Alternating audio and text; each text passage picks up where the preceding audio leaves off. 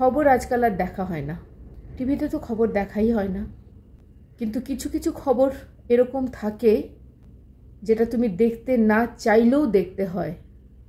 কাশ্মীরে সন্ত্রাসবাদীদের যে ঘটনাটা ঘটল, এটা শুধুমাত্র মানুষই করতে পারে, আর কারোর দ্বারা তো সম্ভব নয় না। এটা শুধুমাত্র মানুষই এই কাজটা করতে পারে, মানুষই এতটা নৃশংস হতে পারে।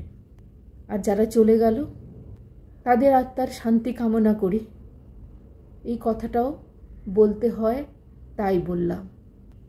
আর তাদের পরিবারজন, ভগবান তাদের এতটা শক্তি দিন যাতে তারা এই দুঃখ বেদনা থেকে বেরিয়ে আগে যেতে পারে। ডাল আর ভাতটা ভিজিয়ে রেখে আজ সকালে স্নান করে আমি একটু ছাতু খেয়ে নিয়েছিলাম, তারপরে একটু সবজিগুলো কাটাকাটি এসব করলাম। যদি কাটুয়ার ডাটা নিয়ে এসেছি, তো কাটুয়ার ডাটাটা আজ করছি। আজ আমি ফার্স্ট টাইম এটা করছি। আমি খেয়েছি আগে, আমার নেবার যে থাকতো ও খুব ভালো বানিয়েছিল, একবার আমি ওর বাড়িতে একবার খেয়েছিলাম কাটুয়ার ডাটা। আমারটা কেমন হবে জানি না, কেন কি আমি তো এমনি আন্দাজে করছি, একটু তো এদিক সেদিক রেসিপি দেখেছি, মনেও নেই আমার কী আছে। আমি ভাবছি যা আমার মাথাতে আসছে আমি সেইভাবেই করছি, কেমন হচ্ছে সেটা জানাবো পরে হয়ে যা। আর করছি মুসুর দিয়ে আর করছি আম দিয়ে মুসুরের ডাল। আজকে সেদিন আমটা অনেক বেশি হয়ে গেছিলো, আরেকদিন আম ডাল করেছিলাম না, সেদিন অড়হর ডাল দিয়ে করেছিলাম। আজ মুসুর ডাল দিয়ে করছি। আজ আমের পরিমাণটা একটু কম দিয়েছি, বেশি টক হয়ে গেলে ভালো লাগে না। এই ডাটাগুলো কেটে ধুয়ে রেখেইছিলাম আমি, কিন্তু আজ ভালো করে ওটাকে আঁশ ছাড়িয়ে আরেকবার কেটে নিলাম। সাথে কাটলাম কুমড়ো আর আলু। তেলটা গরম করে এর মধ্যে 5 ফোড়ন, লঙ্কা, কাঁচা লঙ্কা, শুকনো লঙ্কা দুটোই, একটু হিং দিয়ে তারপর আলু, কুমড়ো আর ডাটা এই 3টে জিনিসই একসাথে দিয়ে দিলাম, কেন কি এগুলো সেদ্ধ হতে একটু সময় নেবে। নুন, হলুদ, থেতো করা আদা, এইটা দিয়ে একটু নেড়ে চেড়ে নিলাম। আর তারপর এটাকে জল দিয়ে সেদ্ধ করতে দিয়ে দেব। এটা খুব বেশি সময় কিন্তু লাগেনি সেদ্ধ হতে। মাঝে মধ্যে একটু চেক করে নিতে হবে যেটা সেদ্ধ হলো কি হলো না। জল তো দেওয়াই আছে, তো আমি ইউজুয়ালি আঁচ কম করে এই কাজটা করি। যখন এটা প্রায় সেদ্ধ হয়ে আসছে, মানে সেদ্ধ হবার আগেই এবারে শাকটা দিয়ে দেব। শাকটা দিয়ে তারপর ওটাকে আরেকটু রান্না করব। তারপরে ওটা যখন মোটামুটি একটু সেদ্ধ হয়ে আসার মতো হবে, তখন ওটার মধ্যে কাটা বেগুন দিয়ে দেব। ওটাকে আবার কিছুক্ষণ সেদ্ধ করব যাতে সবগুলো একসাথে মিলেমিশে যায়। যখন রান্না পুরো হয়ে যাবে তখন সব থেকে ইম্পর্টেন্ট যেটা, সেটা হচ্ছে জিরে, মৌরি আর শুকনো লঙ্কা ভাজা করে গুঁড়ো, ওটা দিয়ে দেব। এটা কিন্তু দিতেই হবে। তার সাথে দেব একটুখানি চিনি, কেন কি এই সবজিটা একটু মিষ্টি হলে বেশি ভালো হবে। বাস হয়ে গেল আলু কুমড়ো ভাজা, আমের ডাল। আজ আমের ডালটা খুব ভালো হয়েছিল, মুসুর ডাল এটা। আর এই হচ্ছে আমাদের খাওয়া দাওয়া। কালকের একটা ডিম ছিল।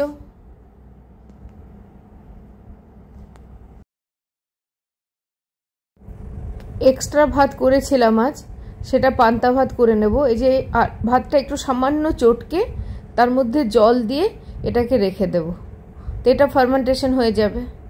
তারপরে ওটা যেমন পান্তা ভাত খাই সেইভাবে খাওয়া যাবে। পান্তা ভাত হচ্ছে ন্যাচারাল প্রোবায়োটিক, আমাদের দেশি সুপারফুড। আমরা কোথায় খাই? এটার অত প্রমোশনই নেই। যেরকম গোল গোল করে ঘামছি না, একটু বেরোতে হবে। কিছু মেখে কোনো লাভ আছে কি? সব তো গলে যাবে, কোনো লাভ নেই।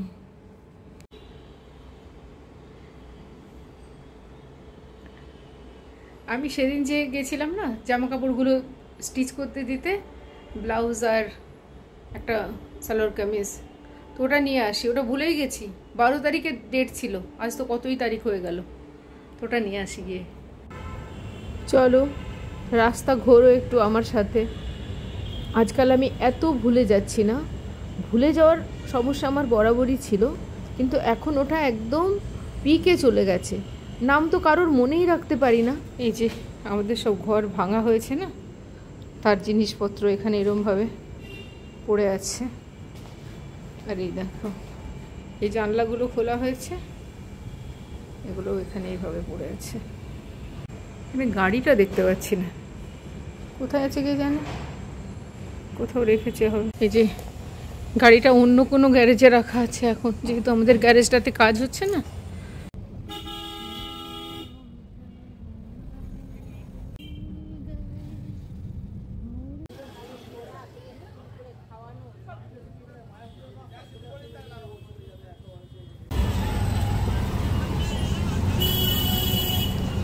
এখানে পাখির কিচিরমিচির শুনছো? এই জায়গাটাকে বলে পক্ষীর আলয় বা পক্ষী নিবাস, কি যেন একটা বলে, কেন কি এত পাখি আছে এখানে।